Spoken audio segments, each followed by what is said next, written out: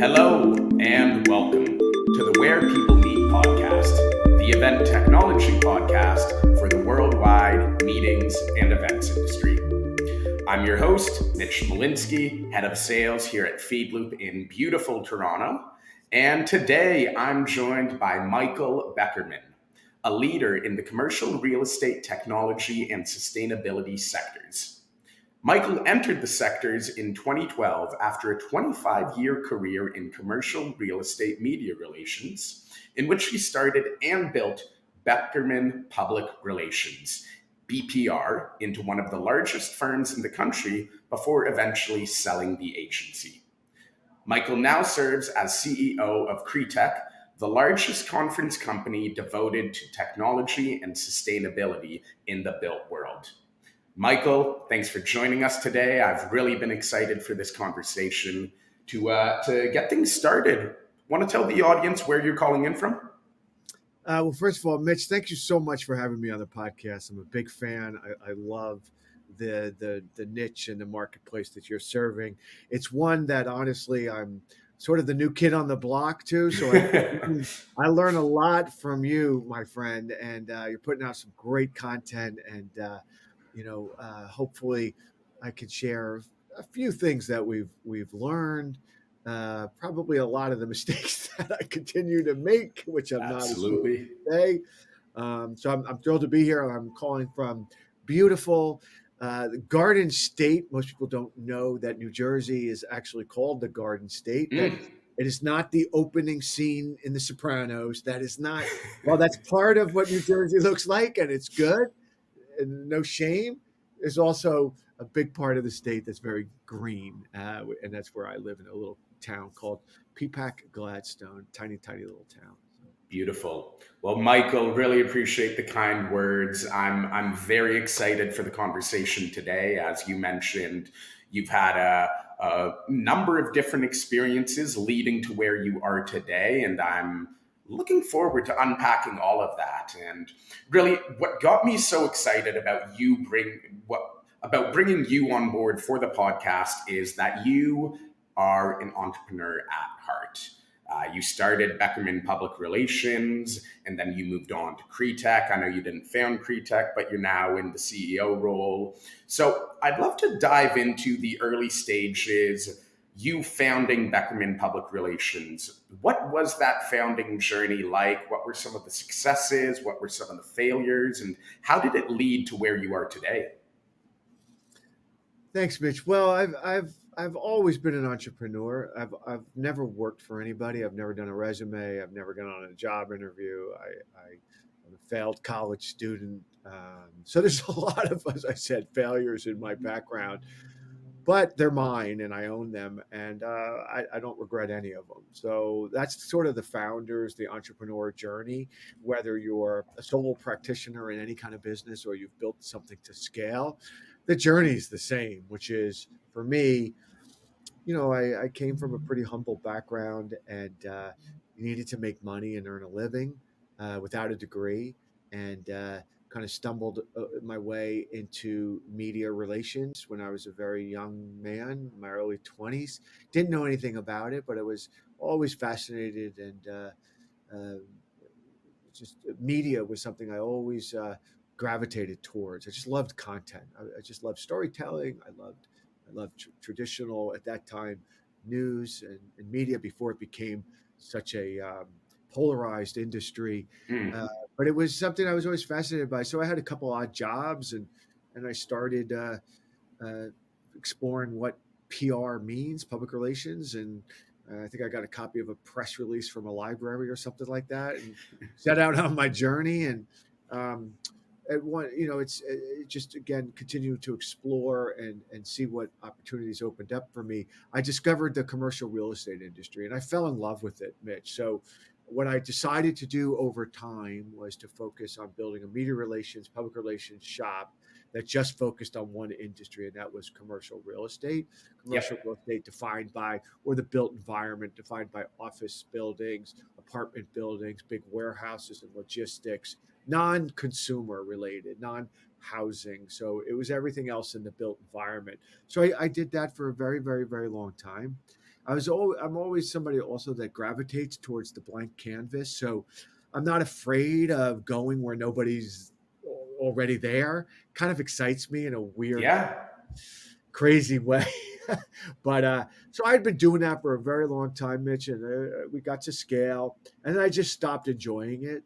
I didn't really enjoy the work anymore. The industry was changing a lot. The media, went mostly online, and it just became, uh, in many cases, less relevant than it was when I got started, less impactful, because I was used to dealing with like traditional journalists, and when that kind of marketplace changed fundamentally, I kind of lost interest, to be honest. So I was looking for the next blank canvas for me. And I don't know anything about technology. I still don't consider myself a tech person. I don't know anything about conferences. And so I said, well, there's no community that exists that is commercial real estate technology. Yet it's the biggest industry on the earth, but there's no tech sector. So I said, well, I'll go start building that community.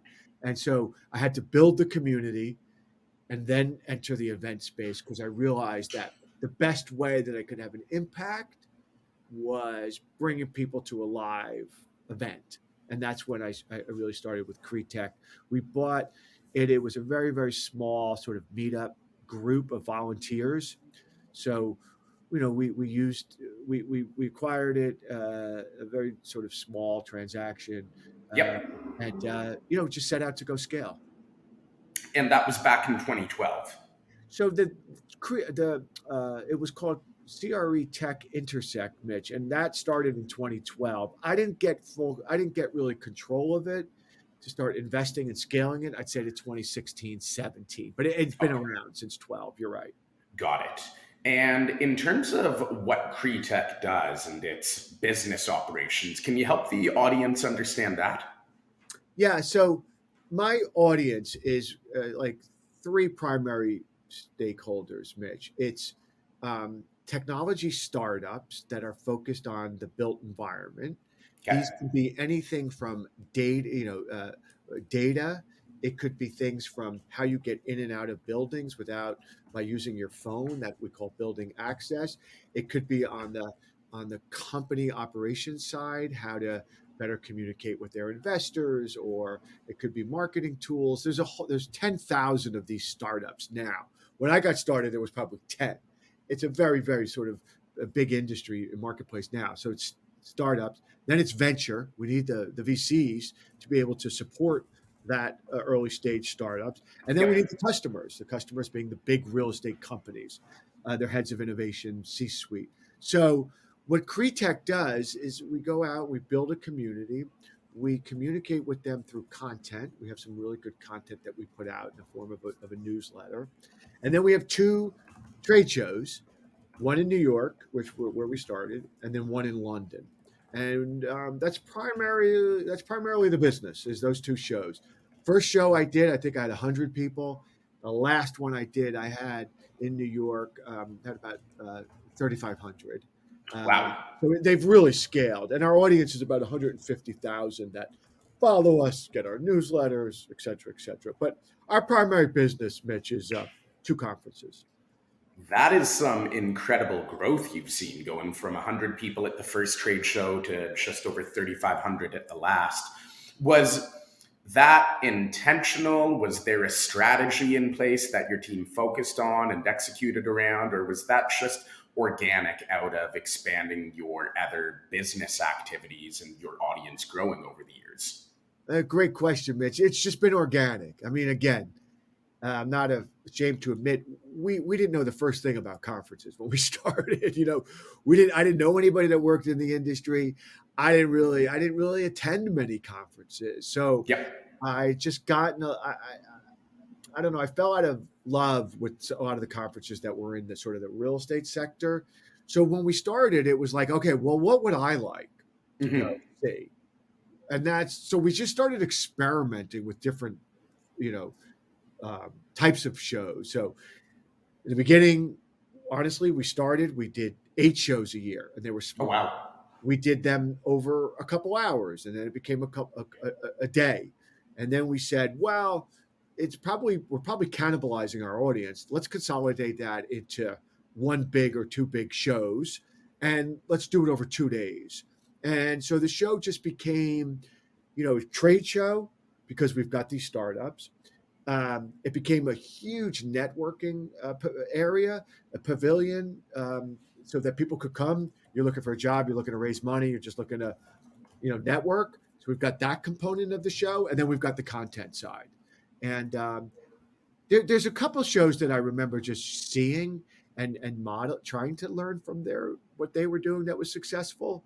But we didn't really have a playbook as usual. Now we do, but back then we were just faking it until we could make it. And I think we're making it, but we still got so much room to grow. Yeah, your team is doing extremely well, and I know you mentioned you didn't initially have a playbook in terms of how you could build and scale these events. But if I may, I'd like to take a crack at coining the Michael Beckerman playbook. And that is looking for blue oceans, looking for opportunities in areas that just people currently aren't operating in. You did that with Beckerman Public Relations. You did that with CREtech, trying to create a community around technology in the built world. So for you, I think a pivotal key in your success is looking for blue oceans and areas where nobody is yet operating and there isn't much competition. And then second, embracing failure, not being afraid to fail, and then just constantly trialing and iterating. And I think we've seen that play into your success over the years. Is that accurate? I think you just wrote my autobiography, Mitch. I think that, and again, it's not. I don't want to come across as like arrogant in the sense that this is the playbook. I mean, Yep. there are far quicker, easier ways to scale, and I'm sure make a lot of money if that's your goal. Nothing wrong with that. Than my journey, but it's mine, and I own it. Yeah. For me, what I've always tried to do is say, okay, when I look back on this journey on this planet, when when I finally close my eyes, whatever, hopefully that's not for a very long time, and I'm done. What did I leave behind, Mm. and what kind of impact did I have, whether it's on an individual or on a community, and was I a change agent? So going after the hard things, it's really freaking hard, obviously. Of course. But I'm not daunted by that. Like now there is a market for what they call prop tech. And now I have competition. And there are companies that are chipping away at us for sure. There's, now some of the big trade shows or companies are coming into the space. So, I got to continually up my game and be on edge of like innovation. Like, okay, well, we did that. That was good. We did it for a few years. What else? What else could we be doing? So we just keep iterating and trying. A lot of stuff fails, but once in a while you get lucky. I'm blessed though. I have a phenomenal team that I wouldn't be talking to you if I did not have. So all credit goes to the wonderful team that I've built. That's fantastic. And let's continue down the pathway of innovation and trying new areas and being on the bleeding edge. So in 2021, your team launched CREtech Climate. And essentially, this is described as the voice of the real estate industry's commitment to climate tech. So can you tell us about CREtech Climate, why you decided to enter this domain around sustainability and running more ecologically responsible real estate businesses? And then I've got a few other questions following that, but what was the inspiration behind CREtech Climate and what exactly does that arm of the company do? Yeah, Mitch, great, thanks. So it's the same sort of theme that we've been talking about. So we're in COVID at the time. We're out of the physical event business, right? We're going virtual, which felt cool for like 5 minutes until, I basically told the team like, and I don't want to say it like a dictator, but like we all came to the decision and a conclusion that virtual events were not scalable for us. So we tried it. We did one or two, and then I was done with it. And I said, let's just ride it out. We'll wait till the market comes back because it will come back. So at that time, just looking for the next sort of theme that I could start thinking about, I spoke to a friend of mine, Pay It Forward, Lindsay Baker of the Rocky Mountain Institute.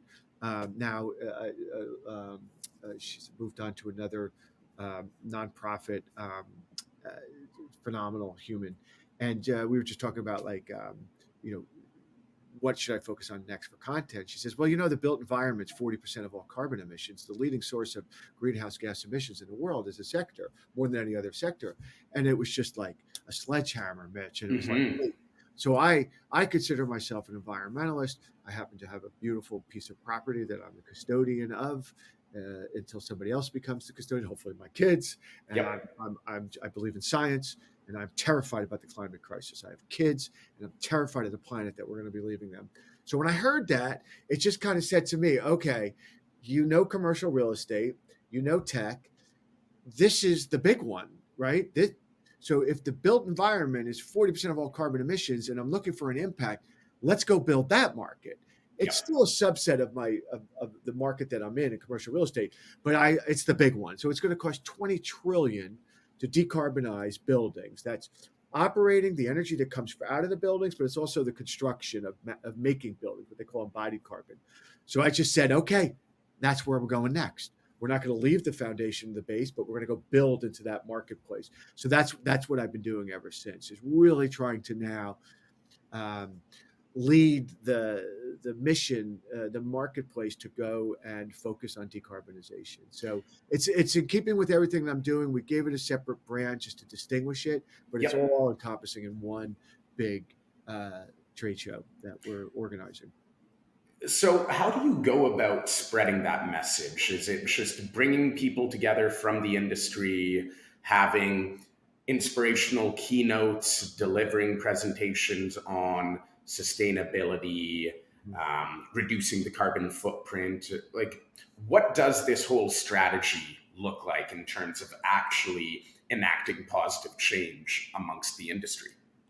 Well, I hope, and I'm sure I will. We'll get a lot of feedback from your listeners as to how to best do this. But for me, I'm kind of an old school blocking and tackling fella.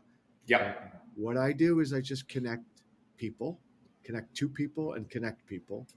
And I just go out into the marketplace and find the key stakeholders, use them as a vehicle to be able to amplify the messages to their audience and then my audience. So what I do is I just go look for the change makers, the troublemakers, the rebel rousers, the Yep. ones that are on the front lines of this mission, this movement, and I just gravitate towards them. And I start with 5 to 50 to 500 to 5,000 to 500,000 to 5 million. I mean, that's where I'm going. Yeah. So I don't know. You're going to hopefully help me understand how I could do it faster. But the only way I know how to do it, Rich, is just great content, great speakers, lean in on helping, and just use other people to amplify the storytelling. Is what I do, and then get them on stage. So what Yep. I always lean in on, the majority of our content on stage is editorial. So I just go out and get, like, at the last conference we just did. There's this fellow, Chris Sacca. Chris is the most successful early stage investor in history. Instagram, Uber, Twitter. I won't call it X. Many others, Yeah. right? Many others. Now he's focusing on uh, climate. He's got a fund called Lower Carbon Capital, $2 billion fund. He's the beast of all beasts when it comes to climate investing. So what do? I could figure out 1 or 2 degrees of separation. I get to him and I say, hey Chris, you wanna jump on my stage? And you never know. And he says yes. So I get Chris Sacca on my stage. Never spoken at an event like mine. Really hard to get, but just help him amplify the message. And that's how I sort of build the community. And It's then beautiful. yeah, so it's not rocket science, I'm sure. No, no, and it seems fairly simple. That's not to say it's not easy or there's not a lot Right. of hard work going on behind the scenes, but it really is a beautiful message around building a community, connecting key stakeholders, change makers, people who are all aligned behind this mission and just giving them a medium to connect with each other, facilitate conversations, and then share their message with a broader audience. I think it's a beautiful thing. And just also like I'm a firm believer in you know broadcasting what you're looking for. Like there's no shame in, like, I'm very outspoken in Okay. saying this is my mission to whoever will listen. And I'm not hiding behind a brand. I'm out in front. So what happens is when you put yourself out there and you tell the people that whoever are following you, like, this is where I'm going, you attract, that community starts to come in Yep. and it becomes inbound. So every day I'm getting inundated with startups looking for funding that are focused on climate because I said I'm going to lead this marketplace. I'm going to galvanize the industry. So when you do that, they come. But then you got to help. You got to deliver. So Yes. somebody sends me an email and says, I'm fundraising. I got you. Come on board. Get out, jump, climb on board. Let's go. I'll make those introductions and I'll be helpful. And when you just do that, um, and you lean in with doing good and you just try and help people and you pay it forward, it does work. There's a great book called The Do-Gooder that Yep. really changed, it changed my whole sort of outlook that, I used to be like that in my personal life. And then I realized, what there's no shame in being in business and leaning in with some of these more, you know, um, uh, philosophical, spiritual, helpful messages. Like I want to be a do-gooder. So that's also like big in how I lean in on helping the community grow. So it's not just like me making an ask all the time. It's me saying, how can I help all the time? It's paying it forward. And the nice part about that is it eventually does come back around. And Yeah, we've I mean, seen that a lot. I'm waiting. I don't have a watch, but you know what? I'm sure your Karma. time will come, Michael. I believe it. I believe very strongly in karma. So So let's dive into you being a do gooder, if we may. We've been talking a lot about sustainability, how the commercial real estate industry accounts for 40% of carbon emissions, and you are on a mission of helping to spread the story of that in the industry, helping to spark the idea of, hey, we need to actually do something about this because the state of the climate and the environment is pretty scary, especially for my generation and younger ones. But at your events, what I'd like to learn more about is how do you embrace sustainability at your events? This is a pretty big topic in the industry right now, especially coming out of the pandemic, people returning back to the on site format.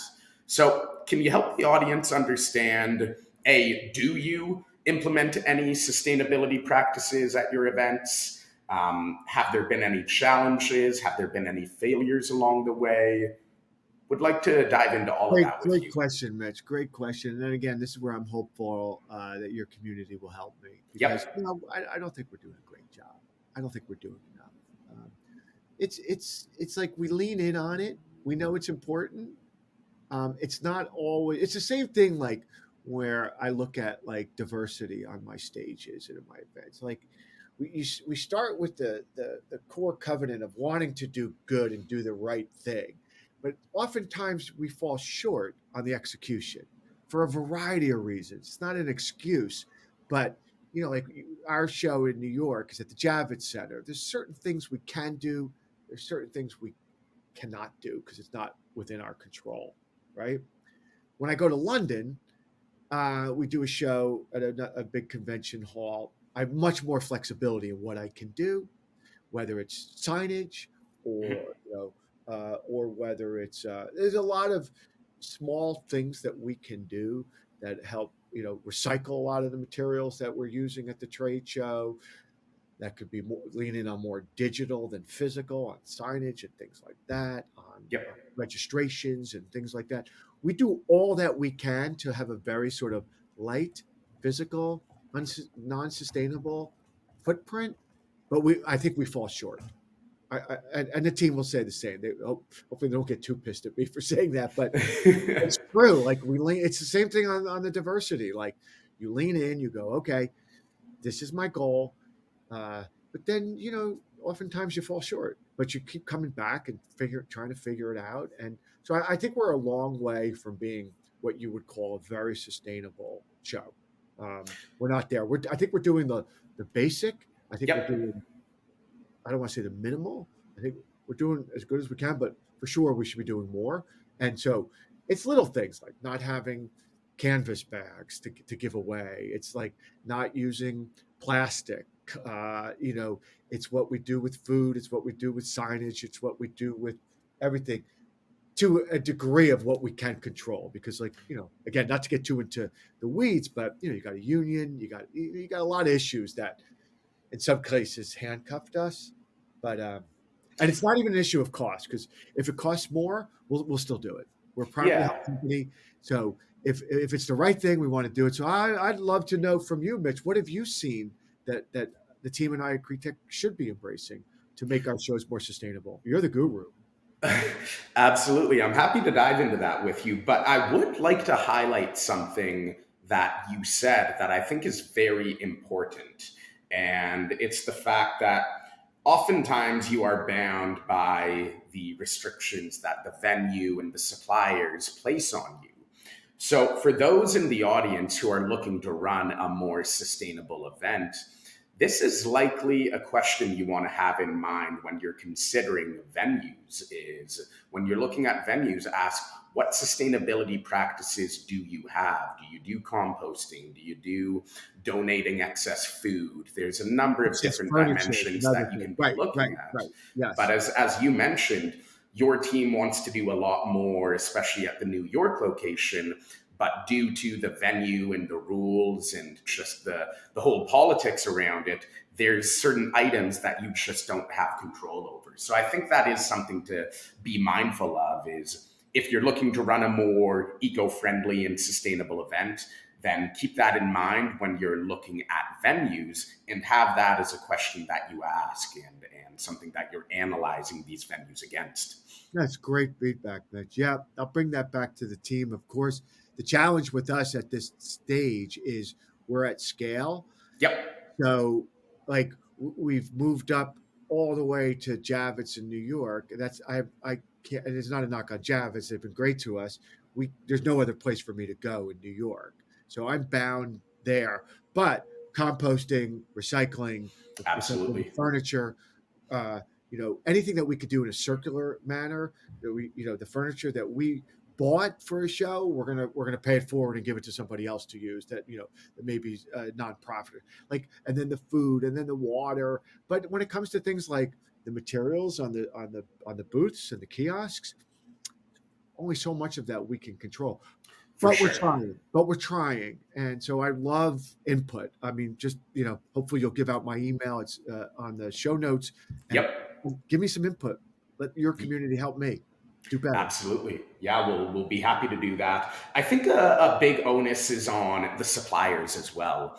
For us here at Feedloop, being an event technology company who also helps our clients out with, say, the on-site check-in, the badge printing, that kind of stuff. Yep. Oftentimes it's a question that you need to ask your suppliers as well, is Great. what sustainable options do you have? We started to get asked, hey, do you have compostable badges last year?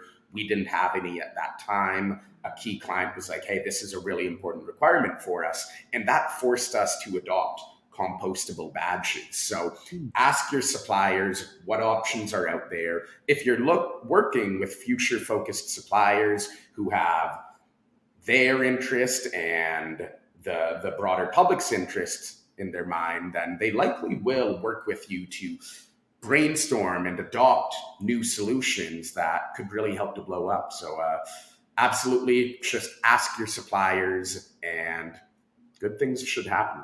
That's great advice, Mitch. Yeah, I hope we get to the place where we can make selections based on a company like yours, which is leaning in on sustainability, and that would, for people like me, elevate your company we love your company, but I'm saying across the supply chain that we use, yeah, it should really be. That's great advice. That should be, one of the top questions that we ask. What is your commitment to sustainability, and how will that help us deliver on our promises to be a sustainable company? So it's good. I See? look forward to following along. So, Michael, I've kept you for about 30 minutes now. I know you're a very busy man. I know you've got a lot on the go. So, before we wrap up here, I want to learn more about what you have in store for the future with CREtech. I know due to the pandemic, you launched CREtech Climate. You had a big focus on helping to promote that message. What lies ahead for your team? You might not be able to share any specifics, but is there anything exciting on the roadmap that you're particularly passionate about or looking forward to? Thanks, Mitch. Yeah, I mean, honestly, it's just scaling to have a bigger impact. So, I want you to come to CREtech in a year or two, and see that it's doubled and tripled in size. Yeah. Because if I got scale, I've got impact. So that's what I am looking for. Like, are we making an impact? Are we forcing change? Because we're a tech show, so Yep. we're always leaning on the innovation and the reimagination, and the real estate industry right now is going through an extraordinary crisis. Office space in Toronto and New York and everywhere has been plummeted in terms of values and occupancy. There's a lot of issues on supply chain. There's a lot of issues on labor shortages. There's a lot of issues on materials pricing increases with inflation. Um, and so this is a time where this massive industry, I need to galvanize it to lean in to adopt these solutions to get more innovative, to get more creative, and build cities that are more inclusive and more sustainable in the future. So the roadmap is really just get better. Yep. Clearly, we need to listen to your podcast more, get learn more tricks of the trade, and Yep. do it at scale, and really, really build out this climate marketplace, which I know will be massive. And if we could do that, we've created not just jobs, but we've made cities more livable, more inclusive, and more sustainable for the planet. So I really look at like what we're doing is, it's not a hobby. It's not a nice kind of, job. It's like, we're really, really passionate about the mission that we have.